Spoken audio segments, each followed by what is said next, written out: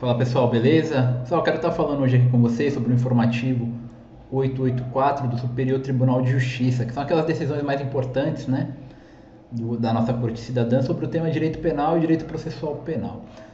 Nos crimes de responsabilidade dos prefeitos. Para quem não sabe, nós temos o Decreto-Lei 201 de 1967 que trata daqueles crimes de responsabilidade dos nossos gestores municipais, né?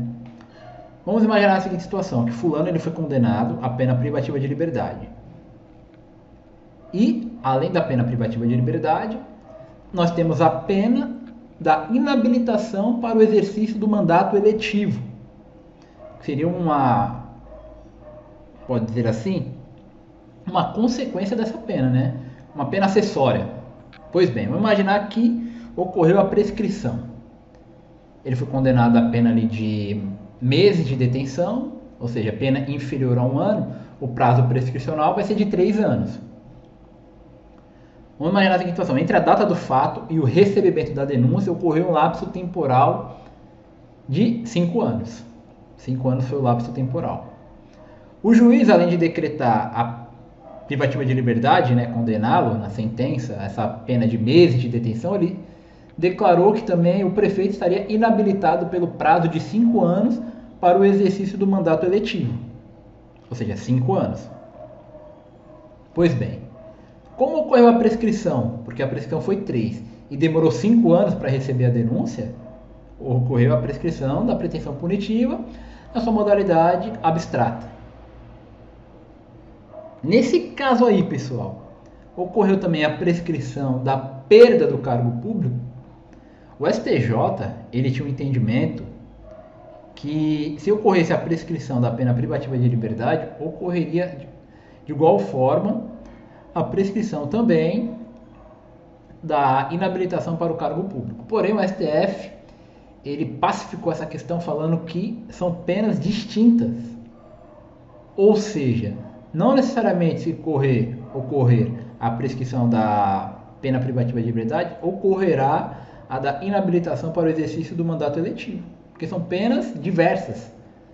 Dessa forma, o STJ julgou improcedente o recurso especial do prefeito e falou: olha, você está realmente isento, né? Houve a extinção da punibilidade com relação à sua pena privativa de liberdade. Você não cumprirá aí a sanção penal. Porém, você ficará inabilitado em 5 anos do exercício do mandato eletivo. Porque 5 anos, aplicando a regra da prescrição, uma pena maior que 5, você teria o lapso prescricional aí de 12 anos.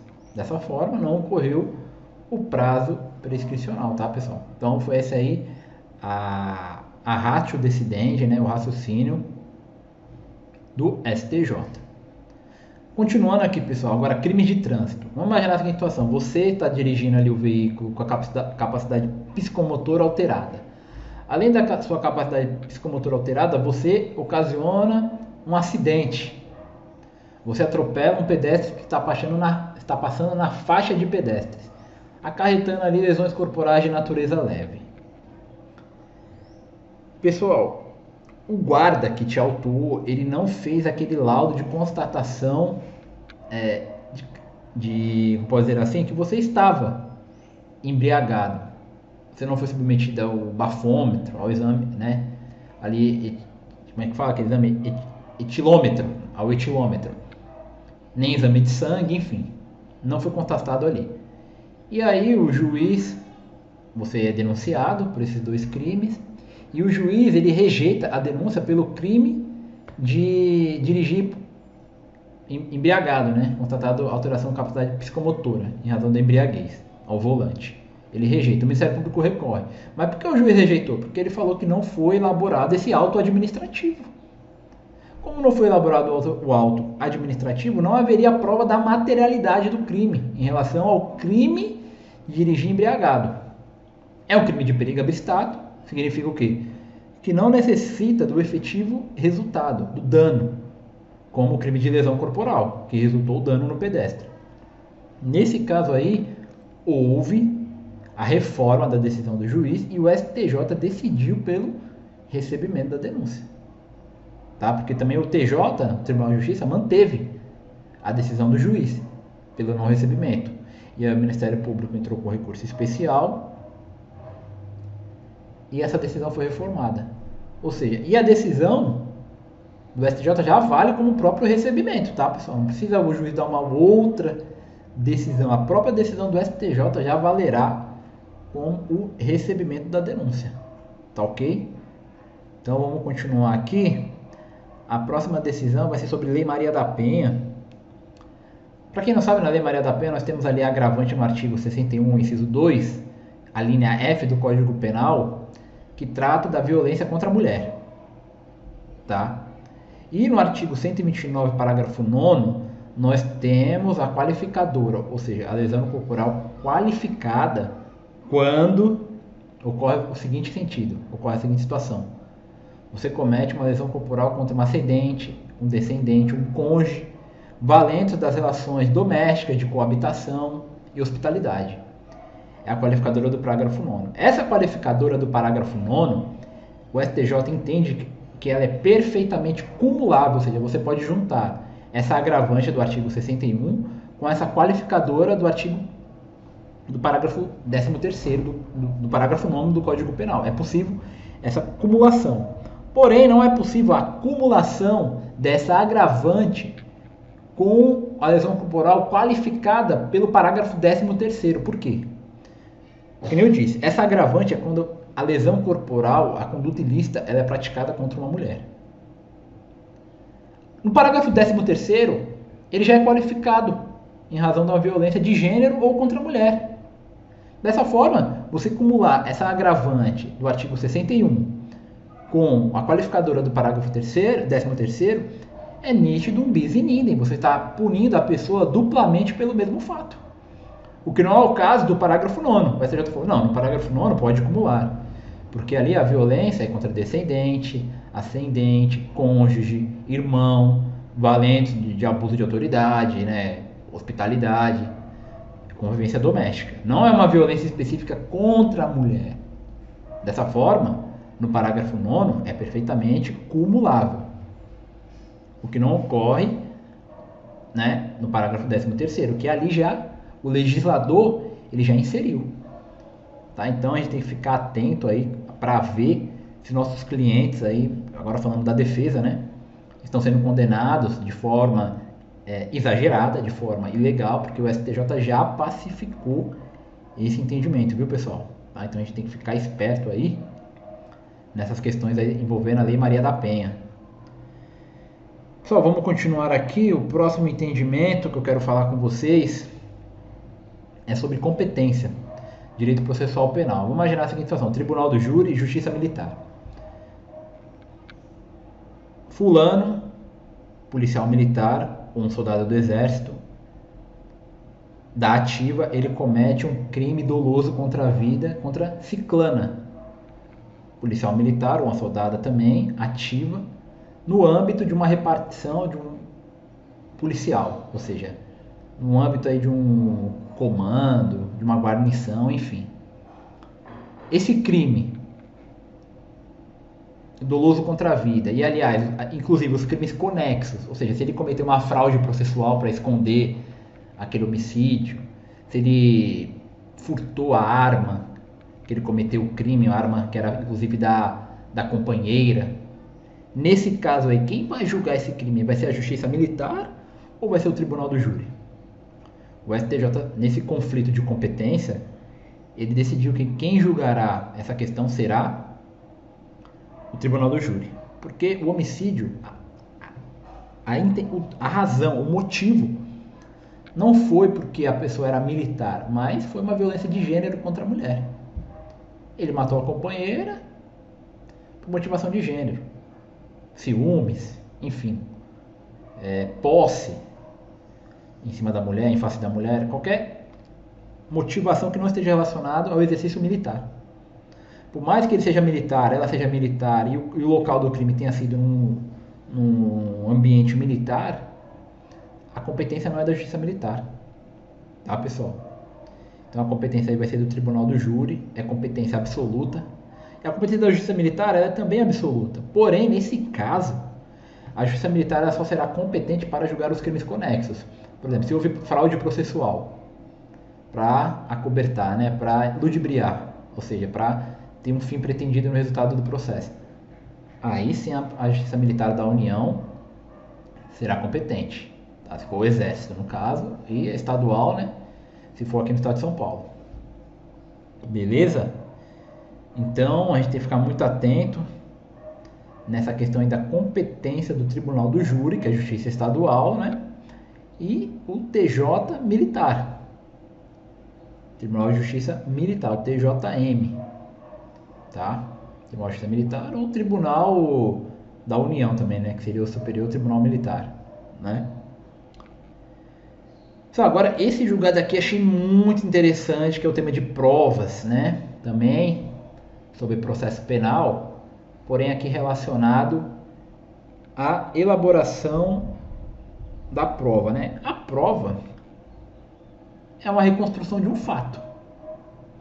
Ocorreu aquele fato. Então, através da prova, você vai querer reconstruir aquele fato, aquela realidade que aconteceu.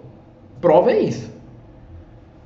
Você provar através de algum meio, seja o depoimento policial, seja uma busca e apreensão, seja uma interceptação. Isso são meios de você extrair um fato, reconstruir um fato que aconteceu. Pois bem, vamos imaginar a situação. Que esse fato ele foi registrado através de câmeras. Num estádio de futebol, determinado indivíduo ofendeu a honra de outro, né, através de atos verbais. Isso ficou registrado pelo monitoramento eletrônico ali, as câmeras de segurança do estádio. Essas imagens elas foram submetidas ao Instituto de Criminalística, através de análise forense, né?